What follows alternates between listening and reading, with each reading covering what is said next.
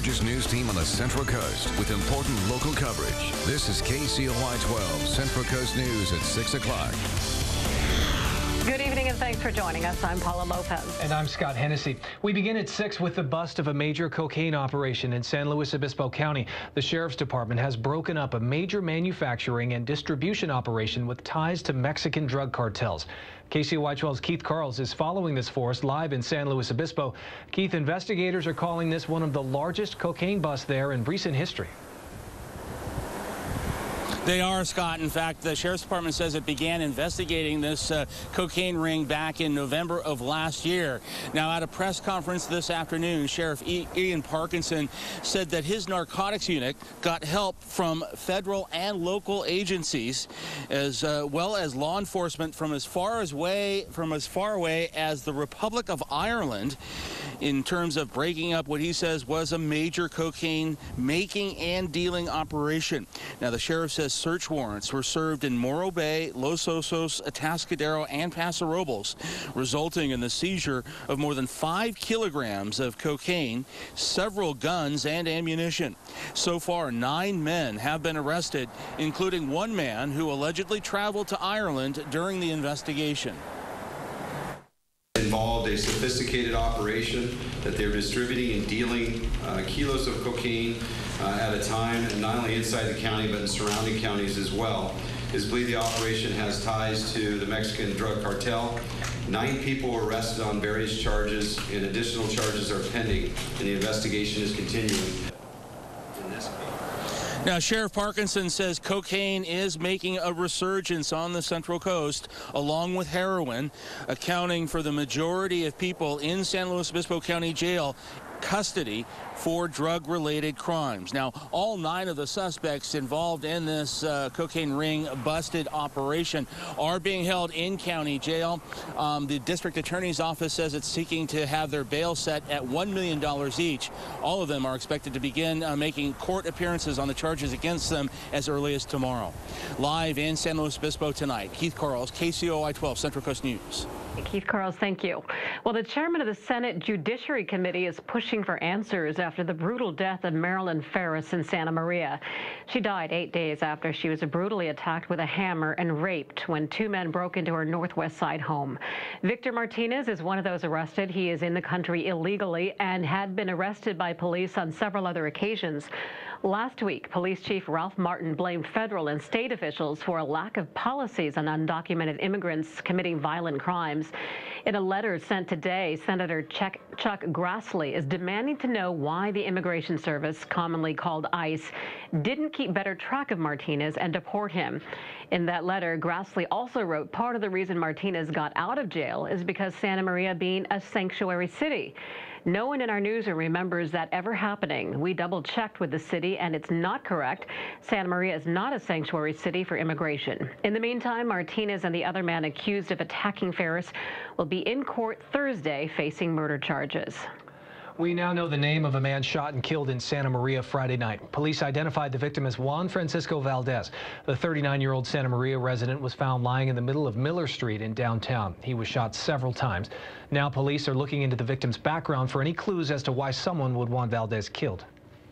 There are other things that are evolving. Detectives are following up on it. With the identity of the victim being revealed, that will help. And we'll start checking, obviously, his background, his history, his activities leading up to that occurrence, and that will help, likely help put things together for us. So far, no arrests have been made.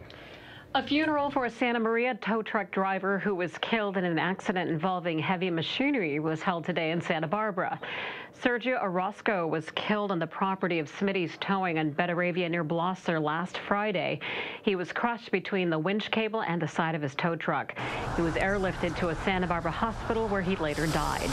Smitty's released a statement saying Orozco was a valued longtime employee. On the day that school starts in Santa Maria, a reminder to stop for students. School bus drivers tell us people ignore their flashing lights and stop signs far too often, putting kids at serious risk. KCOY-12's Corey James joins us live in Santa Maria with more on this important issue, including huge fines that drivers face for not stopping when a school bus has that stop sign out. Corey? That's right, Scott, and unfortunately, one bus driver tells me that he had someone this morning completely ignore the stop sign and the lights that were flashing on his bus while he was stopped waiting for one of his kids to board. He said it's really frustrating and concerning, especially with it being just the first day of school. It's scary to watch. Surveillance video showing a speeding driver who ignored the flashing red lights and extended stop sign on a school bus nearly hit 3 kids who were steps away from getting on. What you're seeing here happened in Washington back in April. One Santa Maria Joint Union High School District bus driver says it happens here too. Unfortunately, this year, first day of school year, and I already had this person who just ignored the stop, the stop sign, the red sign. Abelano says the safety of kids getting on and off buses is top priority. He tells us last school year he had a number of incidents where drivers challenged that. And now he and other bus drivers hope our story will remind drivers of what to do. If a bus is pulled over to the side and they have their yellows, which is the amber lights on, that the reds are going to be coming on and that they need to be aware of the stop sign. And that means that traffic on both sides needs to stop for students. Santa Maria Traffic Sergeant Mark Strecker says passing a bus that has a stop sign out and flashing lights on is a serious violation that can cost between $500 to $800. He tells me it's something police officers have zero tolerance for, and it's something they will be addressing daily. We have over 20 schools in our city, and we have on any given day 5 or 6 traffic officers to address these issues. And the safety of the students, the safety of the staff, the faculty, and the safety of our crossing guards is paramount. And as you just heard, Sergeant Strecker mention the safety of crossing guards, and that's because he says this morning he received a phone call from one who was very upset about a driver who parked their car in the crosswalk to take their child inside of the school. He said that they're, in addition to monitoring those who are not obeying those stoplights and those signs that are pulled out on buses, they'll also be making sure that folks are abiding by rules in and around schools too. Reporting live in Santa Maria, Corey James, KCOY-12 Central Coast News. Yeah, let's have a safe school year, Corey. That's an important report. Thank you. A huge crowd turned out last night for Democratic presidential candidate Bernie Sanders at the Los Angeles Memorial Sports Arena. The line of people stretched for blocks. Some say the 73-year-old has no chance of winning the nomination, but you probably wouldn't have thought that last night if you were among the thousands cheering him on. Began this campaign about 3.5 months ago. And the momentum, as you can see tonight, has been extraordinary. Tonight, with the overflow crowd, we have more than 27,000 people. Sanders, a senator from Vermont and self-described socialist, also drew a huge crowd in Portland, Oregon over the weekend with about 28,000 people attending. Former First Lady Nancy Reagan is inviting 16 Republican presidential candidates to a debate at the Reagan Library. The debate will be hosted by CNN on September 16th. The candidates will be broken up into 2 groups for 2 back-to-back debates, unlike the Fox debates that were split apart by several hours. The only announced Republican candidate for president who has not yet been invited is former Virginia Governor Jim Gilmore. The Reagan Library is in Ventura County. Water levels in Folsom Lake are dropping. The lake provides drinking water for hundreds of thousands from the Sacramento region all the way to the San Francisco Bay Area.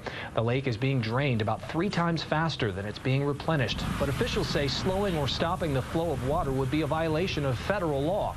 Right now, Folsom Lake contains 36% less water than it did in 2014, and about 55% less water than in the average non-drought year. Part of our mandate as the federal government, we have to uphold the law, and we're required by biological opinions and by fisheries agencies to keep the water temperatures in the river at a certain level. Otherwise, there's a higher mortality rate for the fish.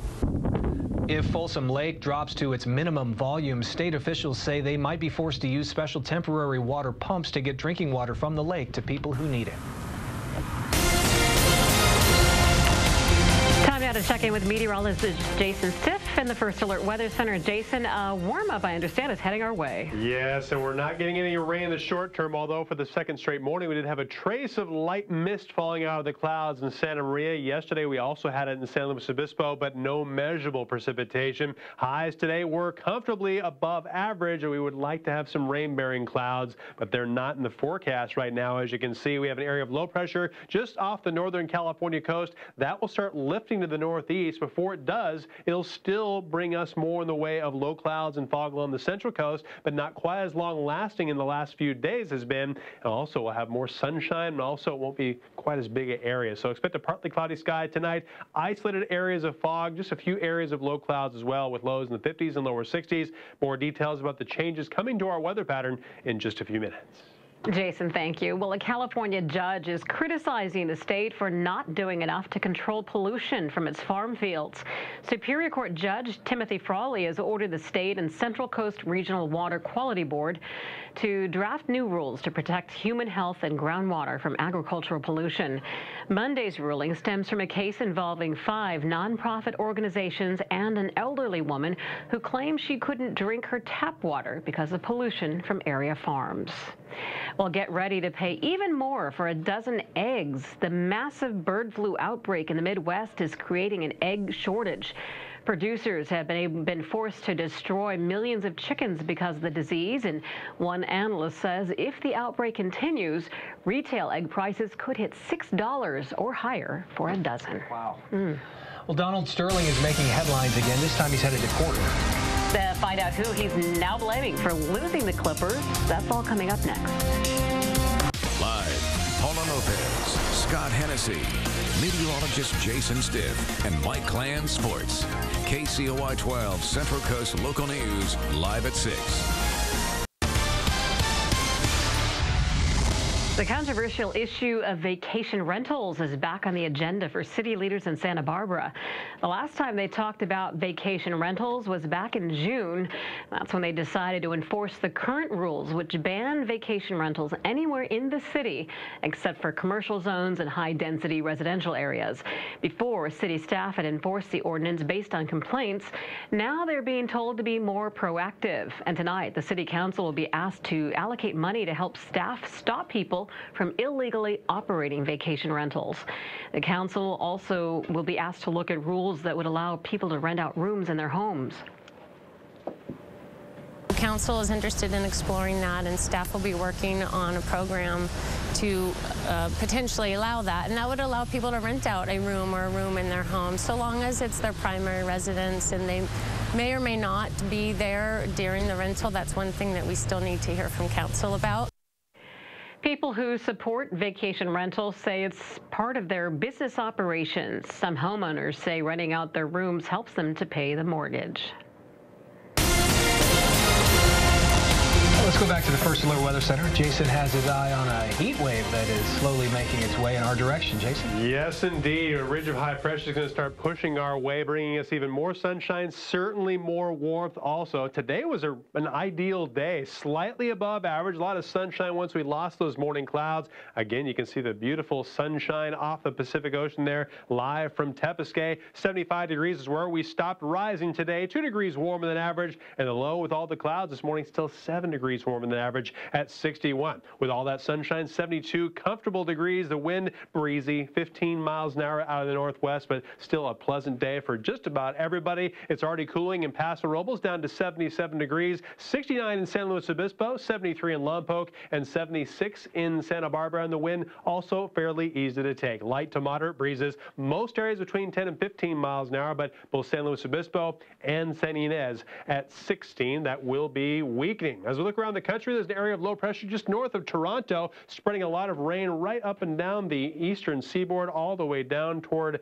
the Florida panhandle. Then we head to Houston. Very active weather, lots of thunderstorms there. We had tornadic thunderstorms near Denver's airport today. They cited a funnel cloud that was descending from the clouds there. For us, though, it's much quieter. Now, we're keeping our eyes on a couple different areas of high pressure. One that's over New Mexico and Colorado, the other right next to my nose there, just south of the Gulf of Alaska. And between it, that's our area of low pressure that continues to push the marine layer onshore. However, These two areas of high pressure, they're going to gang up on the low pressure and push it further to the north. So as we get closer to Friday, especially Saturday and Sunday, we're going to be dominated by a ridge of high pressure, a lot more sunshine, and the temperatures are going to increase. Unfortunately, it's not going to be bringing any monsoonal moisture our way. Sometimes it does, but this time it's not going to be able to. So for tonight, we'll expect increasing clouds for the central coast, but not quite as widespread as it has been recently. We'll still have low clouds and fog south of Santa Maria toward Point Conception. A lot of sunshine tomorrow afternoon. Hardly a cloud to be seen, but the clouds will return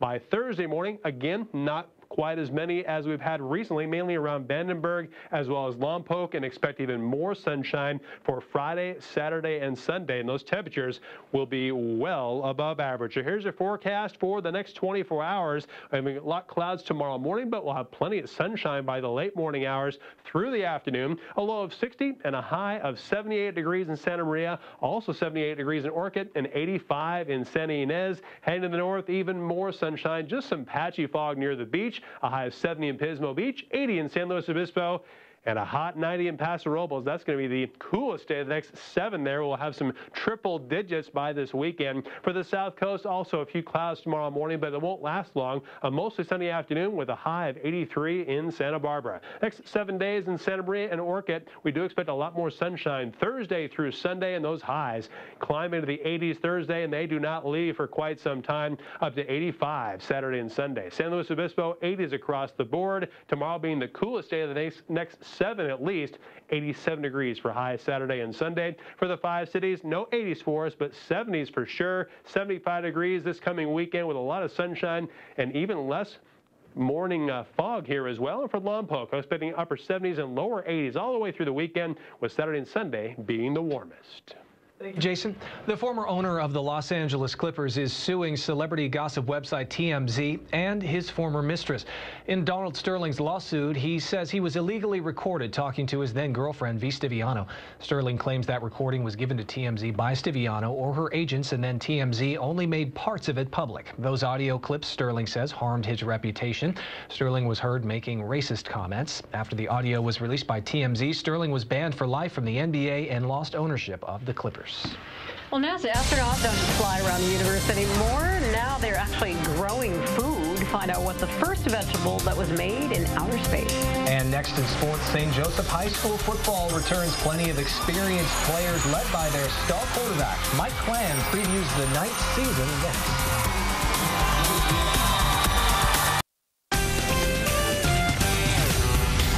Have met the enemy, and they are us. New York Jets quarterback Geno Smith suffered a broken jaw when his teammate IK Enampali sucker punched him in the locker room. The reason?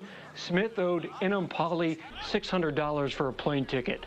Smith's going to need surgery. He's going to be expected to be sidelined 6 to 10 weeks. Veteran Ryan Fitzpatrick will start in his place. As for the reserve linebacker Enampali, the Jets promptly cut him. When star quarterback Blake Jaco is back for his senior year, the St. Joseph Knights are feeling good about the upcoming season.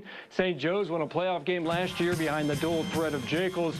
As a junior, he passed for 24 touchdowns, ran for another 10 scores. One of the Knights' most explosive playmakers is also back in number 1 Joe Guzman. St. Joseph's going to be strong at the linebacker position with Max Morris, Ben Rance, and Finn Will. All-league nose guard Jose Garcia also returns. He plays some fullback as well.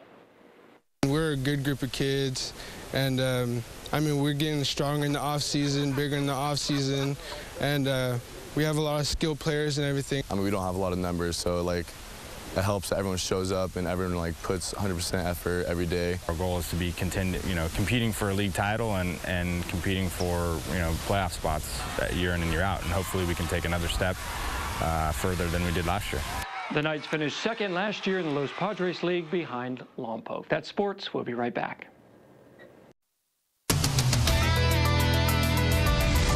Forget that freeze-dried space food. Astronauts are eating fresh on the International Space Station. As well they should. The astronauts ate some red romaine lettuce that was grown in space. The concept of a space garden is necessary for future deep space missions, such as the one planned to visit Mars.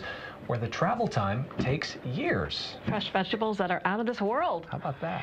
Let's check in now with Jason Stiff. Jason. Yeah, it's definitely difficult to get delivery if you happen to be going to Mars. That's a long commute. Have to do a really good tip there, too. Well, for tomorrow, we'll have some clouds in the morning, but even more sunshine, and it's going to be warmer with 70s, 80s, and lower 90s. Thank you, Jason. Thank you for joining us. We'll see you tonight at 11.